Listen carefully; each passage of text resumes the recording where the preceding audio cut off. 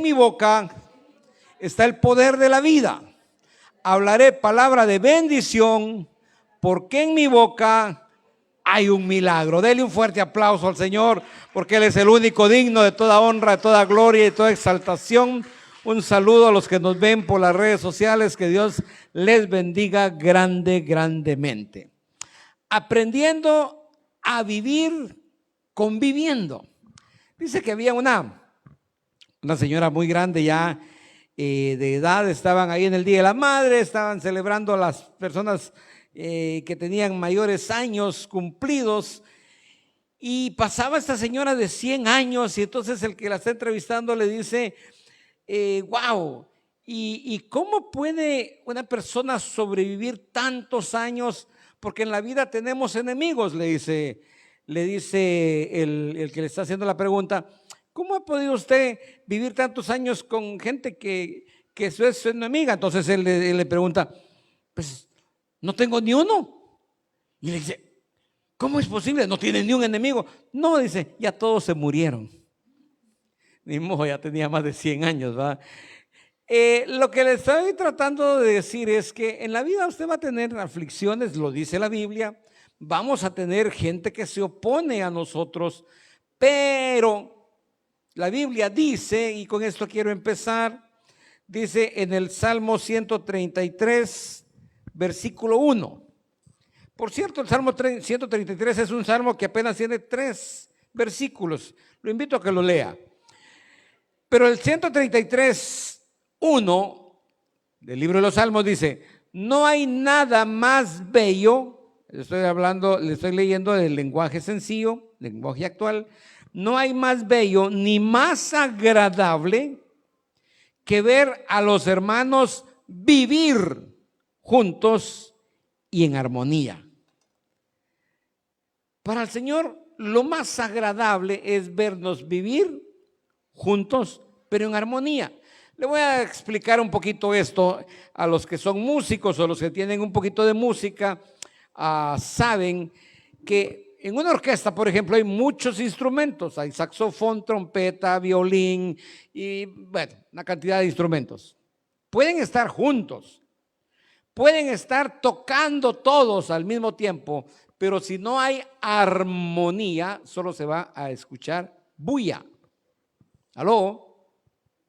Puede haber en un grupo, la familia se puede juntar en la Navidad, pero si unos están por allá chismeando, otros están por allá echándose los tragos, y los güiros quemando cohetes, puede estar toda una familiona juntos, pero no hay armonía.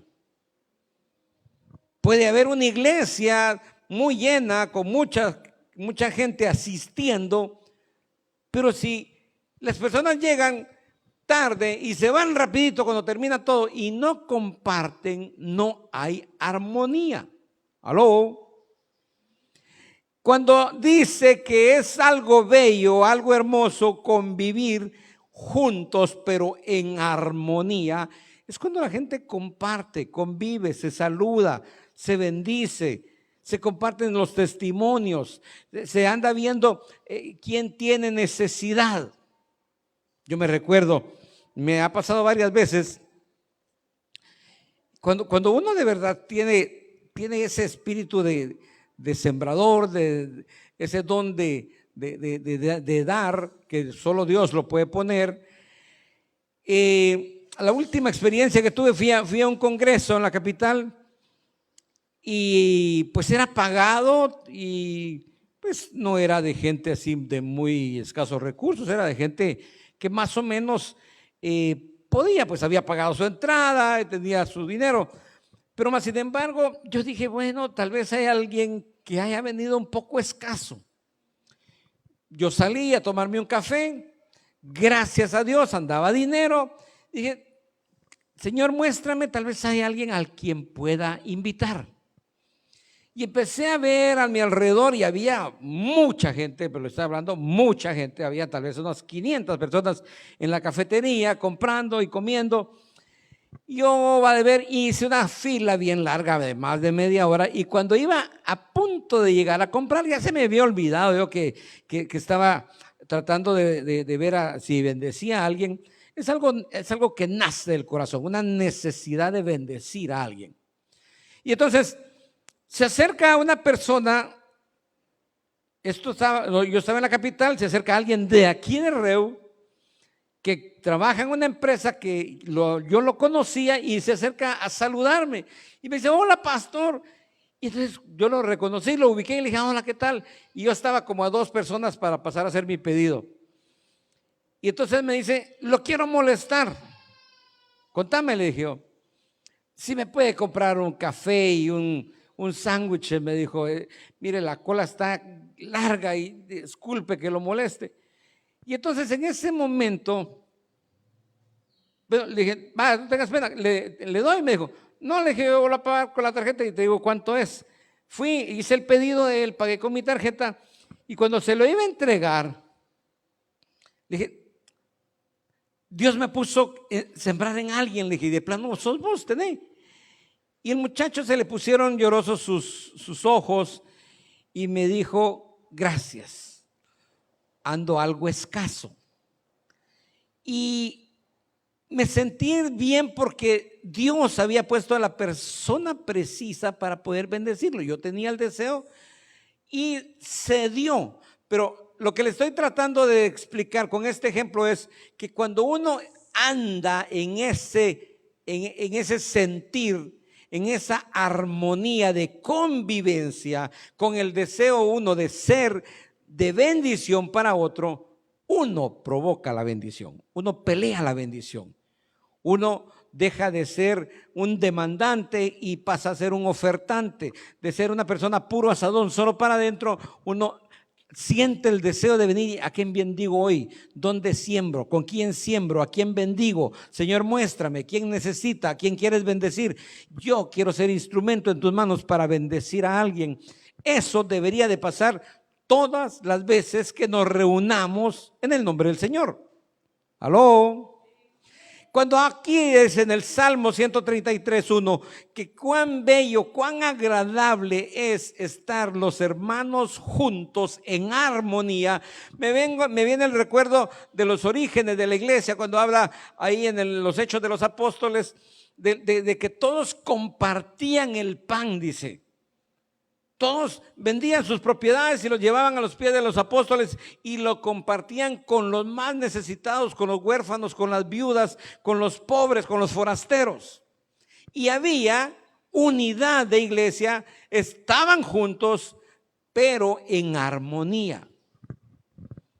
Es triste que hay familias que se juntan, pero solo para pelear.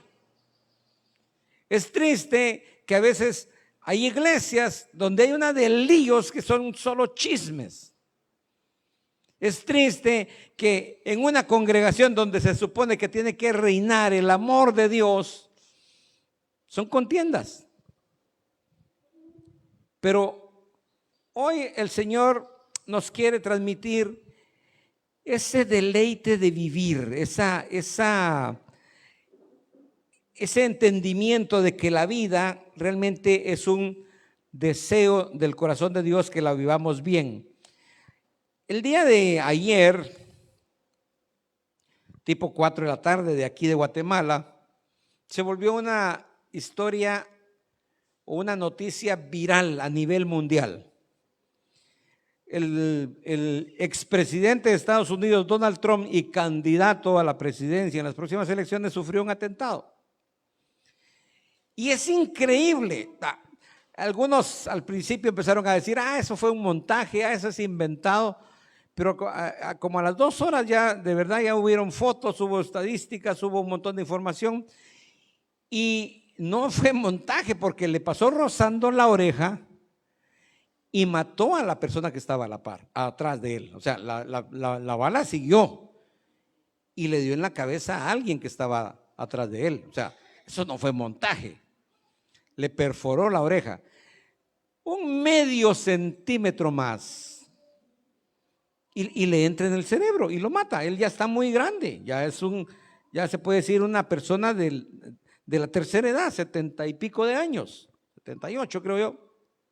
Ahora, ¿por qué se dio eso? Y imagínense una potencia mundial como Estados Unidos, que intenten matar a un personaje de ese nivel, es porque ahí viven millones de personas, pero no están en armonía.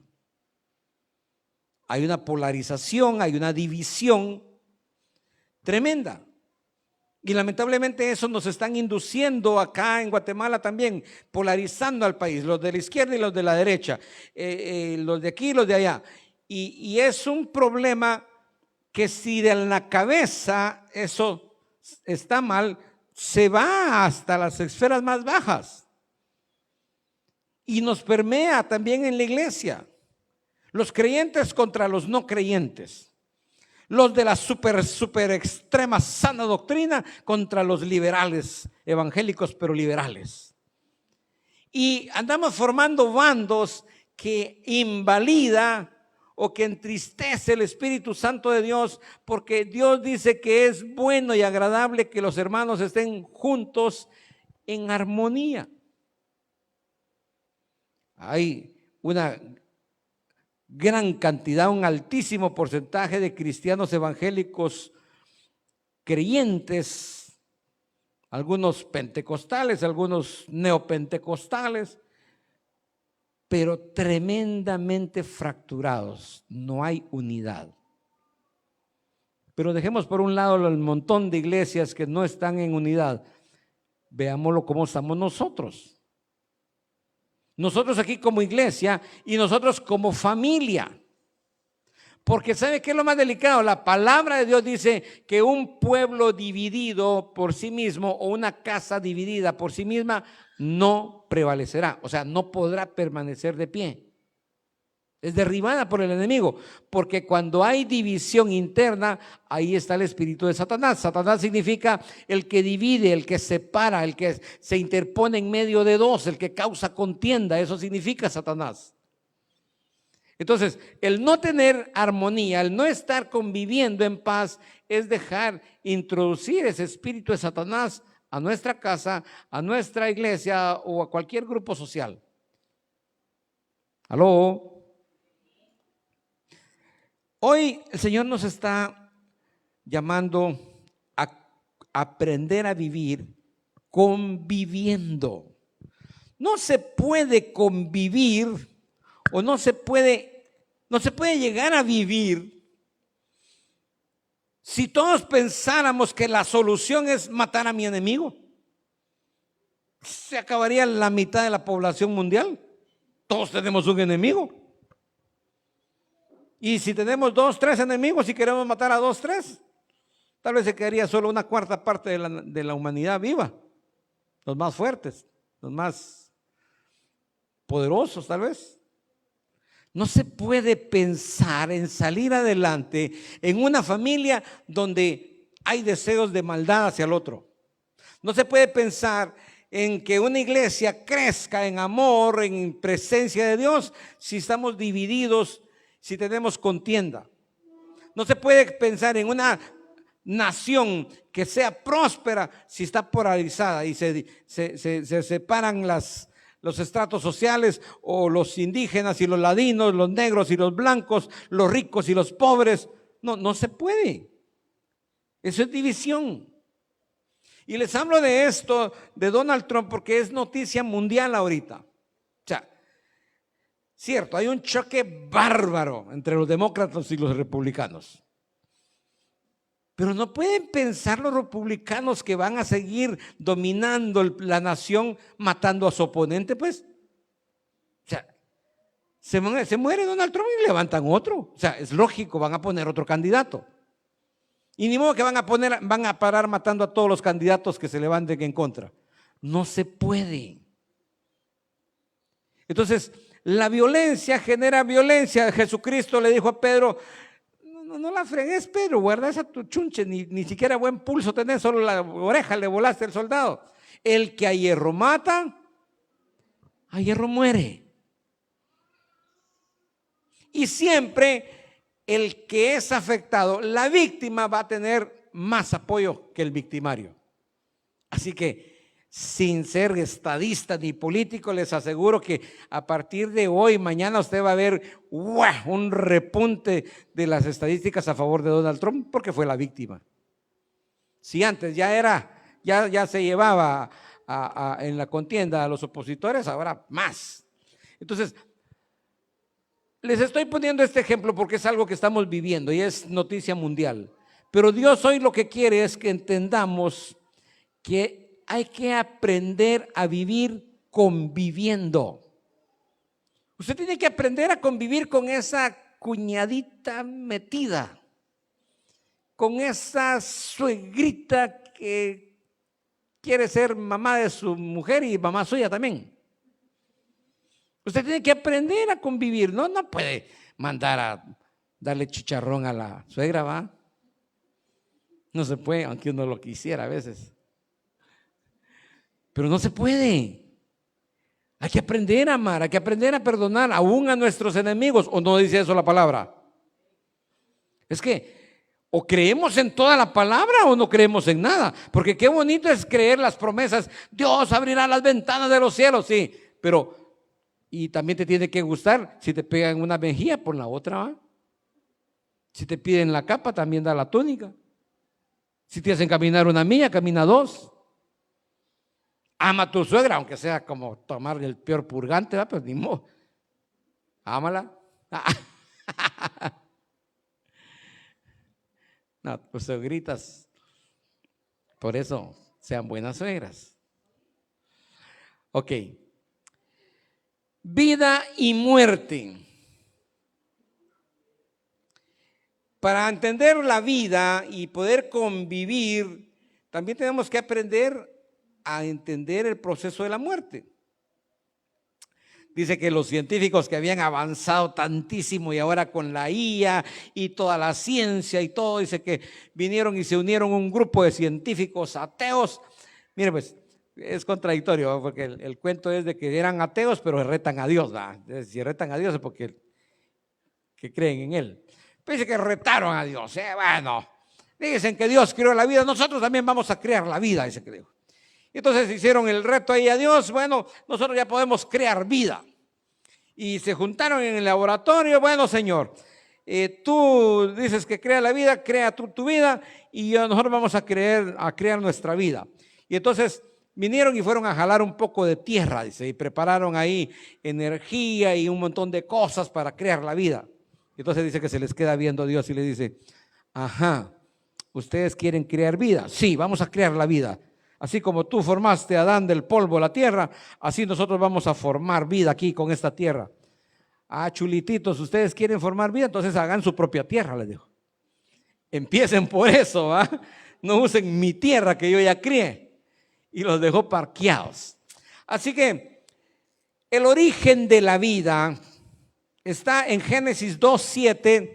O sea, estamos hablando de la vida humana, aparte de los peces, las plantas y todo. En Génesis capítulo 2, versículo 7, dice, el Señor Dios formó al hombre del polvo de la tierra y sopló en su nariz el aliento de vida y fue el hombre un ser viviente. Ok, no nos vamos a desenfocar, por favor, que le quede grabado en su mente. Hoy estamos aprendiendo a vivir conviviendo. ¿Cómo fue el origen de la vida? Bueno, Dios, el creador de los cielos y la tierra, dijo, voy a ser el hombre. Tomó del polvo de la tierra, formó como cualquier muñeco que puede formar algún artesano, formó Adán. Pero la gran diferencia de ese muñeco es que Dios le dio el soplo de vida, le transmitió de su espíritu y fue el ser viviente. Ese es el origen del ser humano, ahí empieza la vida. Pero luego, poquito después, viene el origen de la muerte. ¿Y cuál es el origen de la muerte? Usted baje libros ahí rapidito. ¿Dónde empieza la muerte? Para que haya, usted tal vez pensó ahorita Caín y Abel, tiene razón.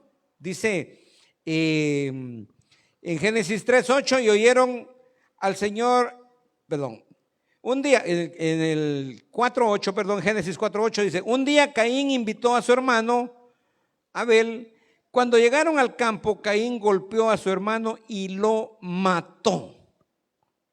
Pero ese no fue el origen de la muerte. Les voy a decir cuál fue el origen de la muerte, un poquito antes. En Génesis 3, versículo 6 dice: cuando la mujer vio que el árbol era bueno para comer y que era agradable a los ojos y que el árbol era deseable para alcanzar sabiduría, tomó de su fruto y comió. También dio a su marido que estaba con ella y él comió. Entonces, dice el versículo 7, fueron abiertos los ojos de ambos y conocieron que estaban desnudos y cosieron hojas de higuera y se las hicieron delantales. Versículo 8.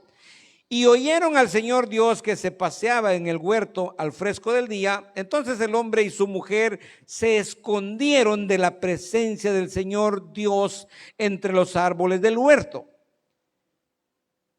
¿Qué hicieron? Se escondieron. Tuvieron miedo.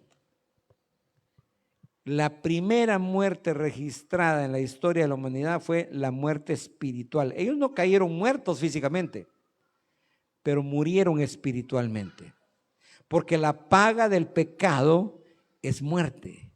Y entonces ellos pecaron al desobedecer a Dios, al no seguir las instrucciones, lo retaron, lo desobedecieron y se dieron cuenta de su estado pecaminoso y vino la desnudez a ellos. Dice que ellos andaban por el huerto tranquilos, desnudos, dice la Biblia. Cuando desobedecieron a Dios, vino y se le abrieron los ojos porque cayeron en pecado y vieron su desnudez y sintieron la necesidad de cubrir su desnudez. Pero ¿qué fue el primer efecto que vivieron después de la desobediencia? Que se escondieron de Dios. Cuando el hombre y mujer, peca, el primer efecto es: no, ya no voy a ir a la iglesia, ya no voy a servir, ya no voy a ir al grupo. No, es que me siento mal, es que estoy algo enfermo, es que tengo mucho trabajo. Y empieza esa separación espiritual por causa del pecado. No hay otra cosa. No hay casaca que valga delante de Dios que el trabajo, que el cansancio, que la enfermedad, lo que sea. Lo que aparta al hombre de Dios es el pecado. Y empieza la muerte espiritual. Y luego, si no volvemos en sí como el hijo pródigo, morimos en la pocilga y entonces viene la muerte que ya no tiene retroceso. ¿Aló? Ok. Para entender la vida tenemos que entender la muerte, les decía. Ahora, ¿qué dice la palabra de Dios? Lo fabuloso es que Dios es grande en misericordia, grande en amor. Ustedes, es inagotable su paciencia, su amor. A veces digo: Señor, dame un poquito de eso porque yo no tengo mucha paciencia. A los hermanitos y especialmente a las hermanitas me dan ganas de darles un cosquito, pero con almágana. A veces no somos muy pacientes, pero Dios, wow, ustedes, Dios es extremadamente bueno. Dice Eclesiastés, hablando de la vida, ¿qué dice la palabra de Dios de la vida? Dice que hay un tiempo señalado para todo, dice Eclesiastés capítulo 3, versículo 1. O sea, por favor, no se asuste de la muerte.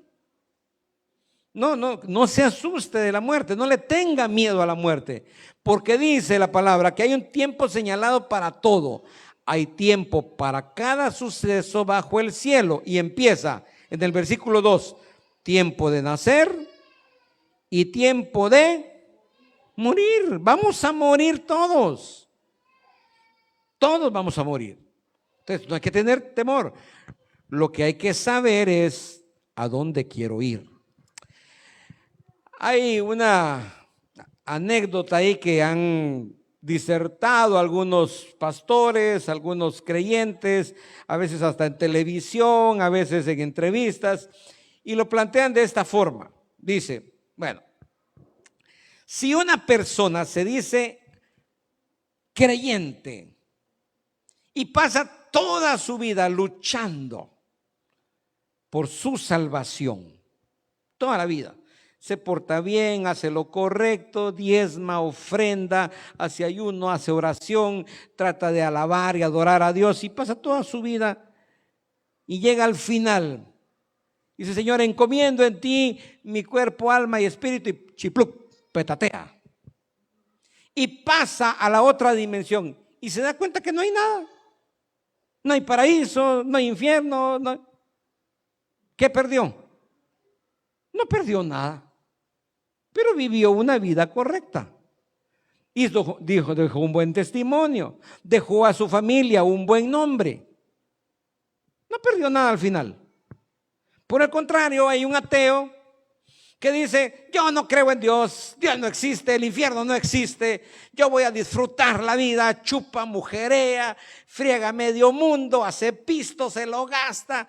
Y al final llega y dice, está ya a punto de colgar los tenis y dice: bueno, al fin de cabo, ya lo bailado nadie me lo quita. Me gocé la vida, la disfruté al máximo. Llegué al final, pero ¿qué más? Se acabó todo.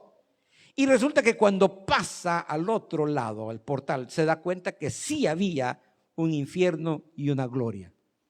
Ese cuate lo perdió todo. Porque no es nada los poquitos años que podamos aparentemente vivir placenteramente en la tierra a compararlo con una eternidad de condenación. Llegando a los extremos, si el creyente ve que no existe nada, no perdió nada. Simplemente pasó toda su vida creyendo. Pero el incrédulo que cree toda su vida que no existe el infierno ni la gloria, al final, si existe la eternidad de gloria, lo perdió todo. Y lo peor es de que ya no hay manera de retroceder. Entonces cada uno de nosotros escogemos ese tiempo de nacer al tiempo de morir. Es nuestro tiempo de preparación en qué vamos a creer. No hay otra cosa. O usted cree que Dios existe, o con sus hechos, sus acciones y sus palabras dice que Dios no existe. No hay medias, no hay grises. O somos salvos o somos condenados. Dice en Deuteronomio 32:39. Ya entendimos, ¿verdad? Que dice la palabra que hay tiempo de nacer y tiempo de morir. Todos nacimos ya y todos un día vamos a morir. Deuteronomio 32:39 dice: vean ahora que yo soy el Señor, está hablando Dios, y fuera de mí no hay ningún otro Dios. Yo hago morir y hago vivir. Yo hiero y yo sano. Y no hay quien pueda librar de mi mano a nadie. Yo doy la vida y yo la quito, dice el Señor. Por eso nosotros como seres humanos no debemos ni siquiera estar a favor de la pena de muerte. Porque ningún hombre tiene la potestad ni el derecho de quitar la vida que Dios dio. Que Dios la dio y Dios la quite cuando Él decida. ¿Aló? Así que por si usted no tenía definido una opinión, sepa que Ríos de Gloria, Pastor Freddy Monzón, está bien definido. No, rotundamente no a la pena de muerte en ninguna parte del mundo. El hombre no tiene derecho a quitarle la vida a otro hombre. En las guerras, un soldado, un policía puede defenderse, puede haber un tiroteo. Ese es su trabajo. Pero que premeditadamente o por una ley se le quite la vida a alguien, eso no lo avala al Señor. Nadie tiene derecho a quitarle la vida a nadie. En el primer libro de Samuel, el profeta Samuel, en el capítulo 2, versículo 6, dice: el Señor da muerte y da vida, hace bajar al Seol y hace subir del Seol. Mire, ¿hasta dónde llega el poder de Dios? Alguien puede bajar al infierno y del infierno sacarlo como Cristo. Dios puede hacerlo todo, porque Él es el creador, el dador de la vida. En Juan, en el Evangelio de Juan, está hablando Jesucristo, ya esto es en el Nuevo Testamento, y Jesús contesta: yo soy el camino, la verdad y la vida.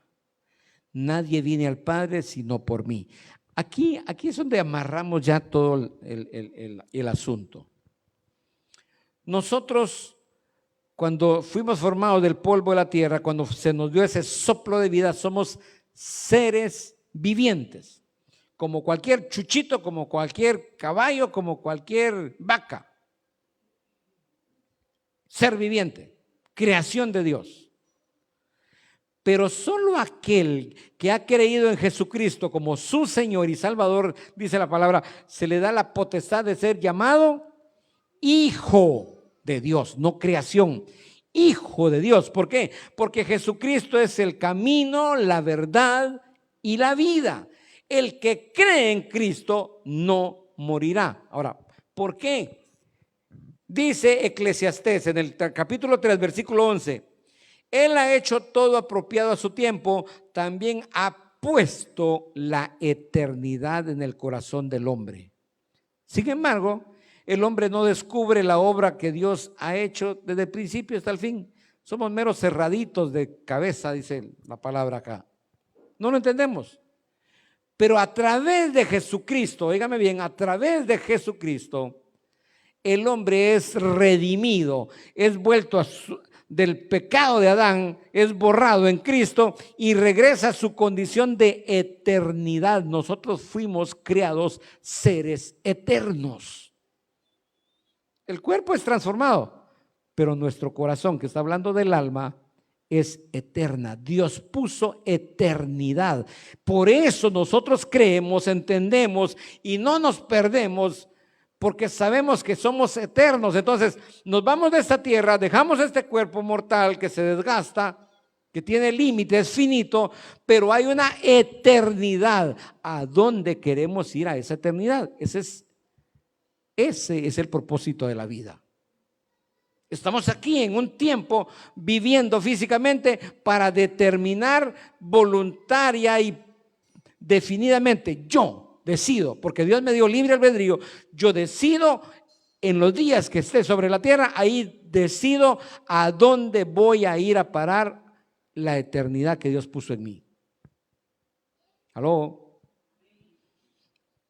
Usted, si ha creído en Jesucristo, es eterno. Ahora, dice que el que persevere hasta el final será salvo. Si usted quiere ser salvo y usted quiere ir a esa eternidad con Cristo Jesús, tiene que permanecer en Él. Y si no, aunque hayamos hecho nuestra confesión de fe y aunque hayamos creído, puede ser, dice Apocalipsis, que sea borrado nuestro nombre del libro de la vida. Y entonces, después de haber tenido la oportunidad de tener una eternidad con Cristo, vamos a ir a tener una eternidad, pero con el diablo. Eso es el gran misterio de la vida. Jesucristo es la vida, en Él hay vida. ¿Aló? Terminamos con esto, Eclesiastés capítulo 3, versículo 13. Pues Dios quiere que todos coman, beban y disfruten de su trabajo, porque la vida es un don de Dios. Eclesiastés 3:13. Don significa regalo. Usted tiene que saber que la vida es un regalo de parte de Dios. Por eso, desde que amanece, nosotros tenemos que decirle: Señor, gracias por el don de la vida que me estás dando hoy. Y si usted cree en su palabra, tiene que disfrutar del fruto de su trabajo, tampoco no del trabajo de otros, no sea aprovechado. del fruto de su trabajo, porque es un don de Dios que usted viva, pero que disfrute del fruto de su trabajo, que coma, que disfrute de lo que Dios le ha permitido llegar a tener. Así que, además de la vida eterna, por favor, borre cassette. Mire, si hay alguna cosa que me produce así como alergia, es esa onda ridícula evangélica. Señor, yo trapo de inmundicia, cucaracha inmunda. Reprendo, digo yo, andate vos con tu cucaracha inmunda al infierno, pero yo soy un hijo de Dios, redimido por la sangre de Cristo, rey y sacerdote del Dios Altísimo, creado para disfrutar de la vida en esta tierra y de la gloria venidera. Eso soy yo, eso dice la Biblia. No soy trapo de inmundicia, ni cucaracha inmunda, ni... No. Usted va a disfrutar de lo que usted crea que tiene derecho. ¿Aló? A su medida. Unos viajarán en avión, otros en camioneta, otros apenas hagan en tuk-tuk, pero disfrútelo. Es la vida que Dios le está regalando. ¿Aló? Es un don de Dios, es un regalo. La vida es un don de Dios, dice Eclesiastés capítulo 3, versículo 13. Es noticia esta semana también en Casa de Dios. Murió una pastora, la pastora de Casa de Dios en Antigua, y era también líder en la iglesia central. Le decían, la conocían como Pichi. Y es bien difícil entender por qué. Tenía 33 años, imagínense. Y dejó conmocionado toda la iglesia, porque algunos dirán, bueno, y no, el pastor Cash hace grandes cruzadas y sana medio mundo, pues. ¿Y por qué no sanó a esta pastora Pichi de 33 años? Porque ya sanar a la abuelita de 95 años, como que ya no tiene mucho chiste, ¿va? Mejor se le empuja para que vaya a descansar. Pero de 70 a 80 años todavía, pero de 33. Y esos son los sentimientos encontrados que a veces uno no le halla ni pies ni cabeza. Y nos pasaron la noticia, creo que hace unos 3, 4 días, que había fallecido, y muy jovencita, y era muy activa y era entregada a la obra. Pero mire qué dice Isaías 57:1, porque tenemos que entender ese tipo de cosas a la luz de la palabra. Isaías 57, versículo 1 dice: muere la gente honrada y a nadie le llama la atención. Desaparece la gente buena y nadie entiende que la muerte los libra de sus males. Ellos me obedecieron en todo y ahora descansan en paz.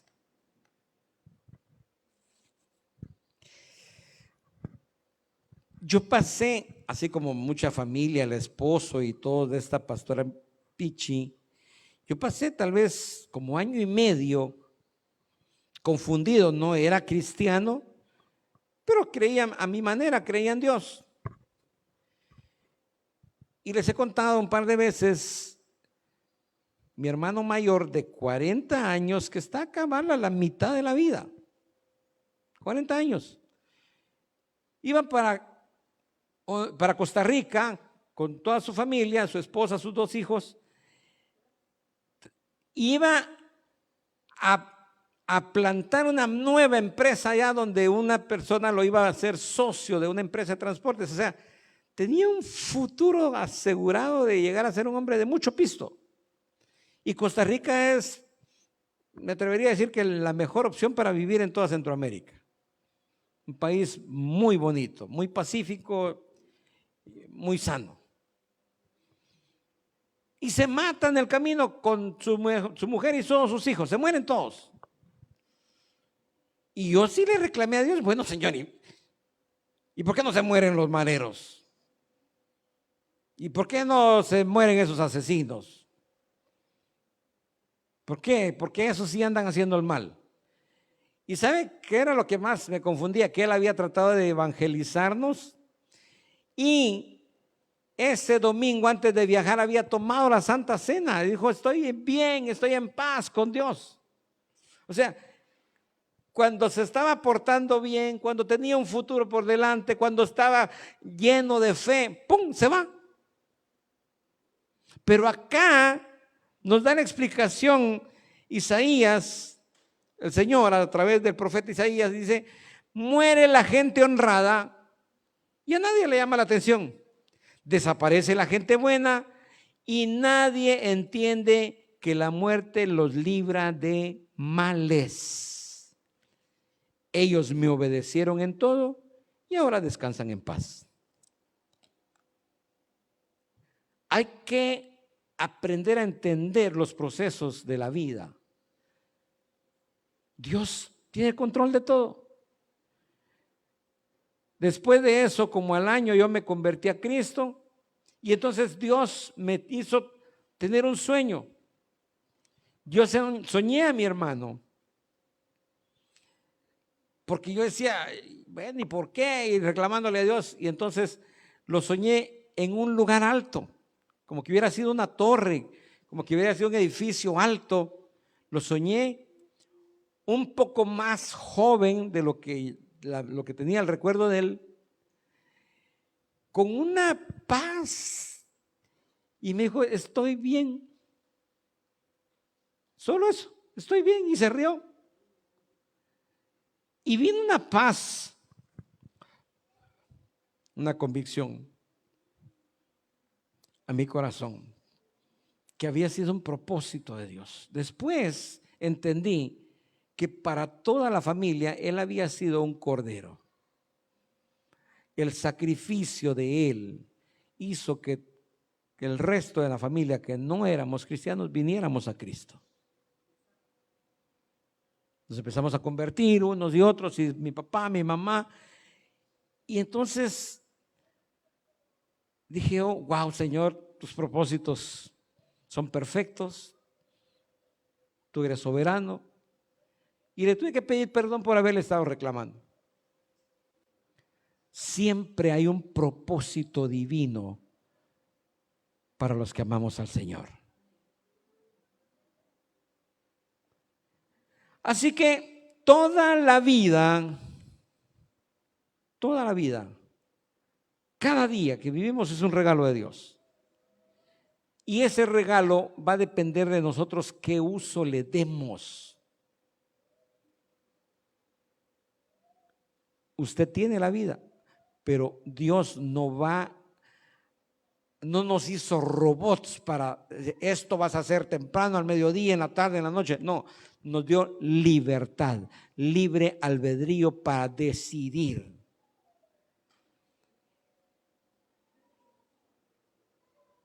El dolor de la partida nunca va a opacar el propósito de la vida.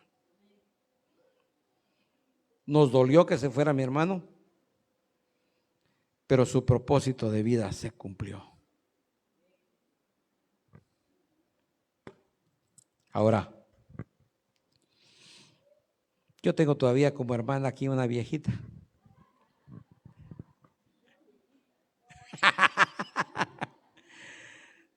Tengo 3 hermanas todavía. 3. ¿Cuántos quieren vivir bastante? El que más vive, más sufre, le cuento. Si esta viejita llegara a ser la última en morirse, le va a tocar que sentir el dolor de la muerte de 3 hermanos más. ¿O no?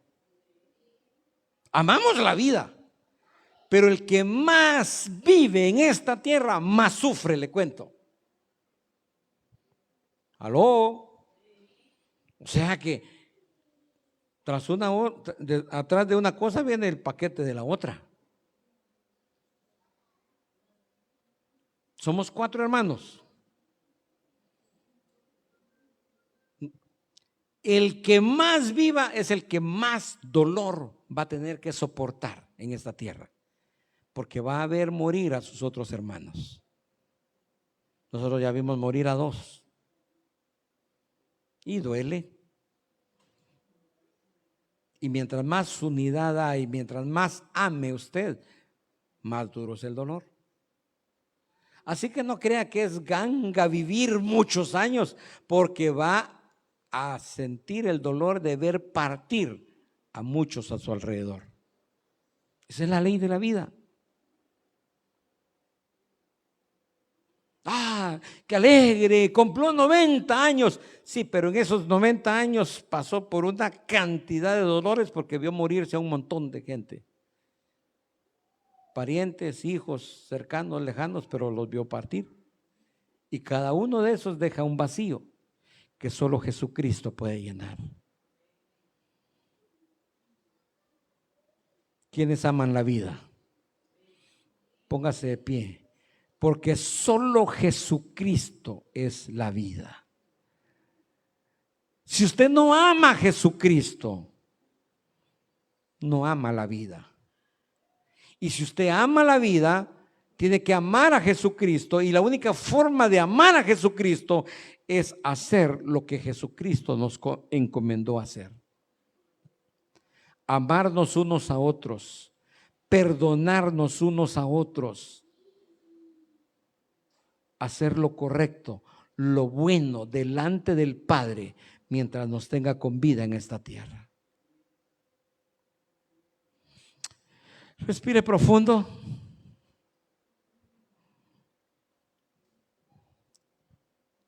Y con todo su corazón, yo le pido que le dé gracias a Dios por el don de la vida, porque el día de hoy estamos de pie, porque es un milagro de Dios. Fue un regalo del Padre. Y ese regalo fue extendido hoy porque puso en su corazón el Espíritu Santo el encaminar sus pasos hacia acá. El buscar de su consejo, el buscar de su presencia es buscar la vida. El caminar en obediencia es creer en una vida eterna de bendición. No puede haber motivación de una vida correcta, de una vida de sacrificio, de una vida de abstinencia. No puede haber motivación si no creemos en una vida eterna, en una eternidad de gloria. Yo no quiero asustarlos del infierno o lo que le pueda pasar en el infierno. Yo quiero decirles, la vida eterna es real y es para usted y para mí. Es promesa del Padre. Pero no hay que esperar hasta ese momento para disfrutar de la vida eterna. Tenemos que aprender a disfrutar aquí, por favor. Entienda que la vida es un don de Dios y que también es un don de Dios que el hombre coma y beba y disfrute del fruto de su trabajo. Cada día decida desde la mañana ser feliz, que nada ni nadie le robe la paz ni la felicidad que Dios le quiere dar hoy. Y mañana será otro día. Nunca se le olvide que la salvación es personal. Usted no se va a salvar por su hijo, su hija, su esposo. Usted va a ser salvo por Cristo Jesús en su corazón. Pero cada uno tiene que tomar esa decisión por sí mismo.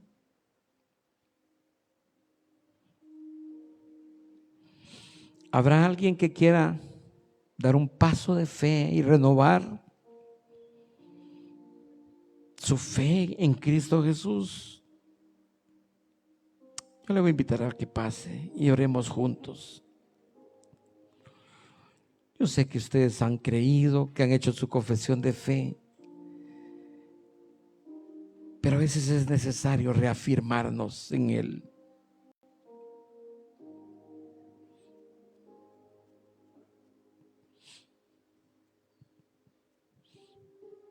Dígale ahí con sus propias palabras: yo creo en ti, Señor Jesús. Yo te entrego mi vida.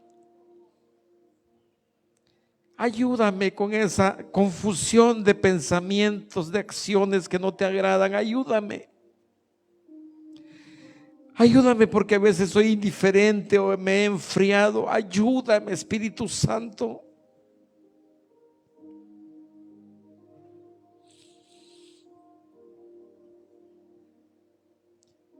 Te damos gracias porque tú tuviste misericordia de nosotros. Porque no es del que quiere ni del que corre, sino del que tú tienes misericordia, y la has tenido de mi vida, de mis hijos, de mi descendencia.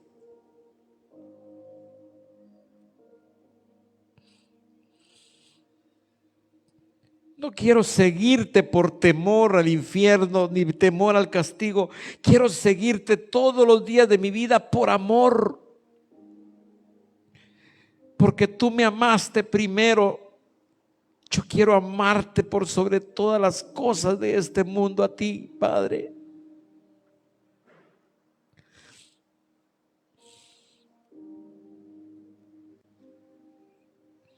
Ni el trabajo, ni el dinero, ni las empresas, nada me dará la salvación. Solo en ti hay salvación. Quita de mí todo afán, toda ambición al dinero, toda envidia, todo rencor, toda falta de perdón, todo lo que me pueda estorbar para vivir cada día un día en plenitud contigo, Señor Jesús.